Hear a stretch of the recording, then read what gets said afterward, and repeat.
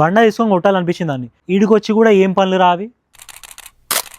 అబ్రాడ్కి వచ్చిన తర్వాత రకరకాల కంట్రీ నుంచి జనాలను చూస్తాం, కానీ ఎందుకో ఫెల్లో ఇండియన్స్ని చూసినప్పుడే ఒక తెలియని నెగటివ్ వైబ్, ఒక కోపం ఉంటుంది. నా మాటలు తప్పుగా తీసుకోకండి. అందరినీ అన్ని సిచ్యువేషన్స్లో చూసినప్పుడు కాదు, కొంతమందిని కొన్ని సిచ్యువేషన్స్లో చూసినప్పుడు. కొంతమంది ఇక్కడికి వచ్చినాక కూడా ఇండియాలో చేసిన తప్పులు, ఆ చిల్లర పనులు ఇడ కూడా చేస్తుంటారు. ఇడబడితే ఆడ చెత్త పడేయడం, పబ్లిక్లో ఉమ్మడం, ఏదో ఒక రకంగా పక్కనోని గెలకడం.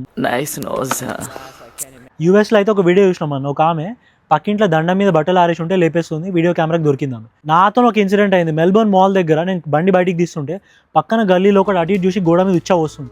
బండ తీసుకొని కొట్టాలనిపించింది దాన్ని. ఈడికి వచ్చి కూడా ఏం పనులు రావి. ఇంకొక బ్యాచ్ ఉంటారు వీళ్ళు కాకుండా, ఈడికి వచ్చి కూడా నా క్యాస్ట్ ఇది, నీ క్యాస్ట్ అది, నేను ఎక్కువ నువ్వు తక్కువ అని చెప్పి కొట్టుకునే బ్యాచ్. మీరేంటి కులమైన బలం కులమైన బలగం, నా హీరో గొప్ప, నీ హీరో గొప్ప అని కొట్టుకునే బ్యాచ్.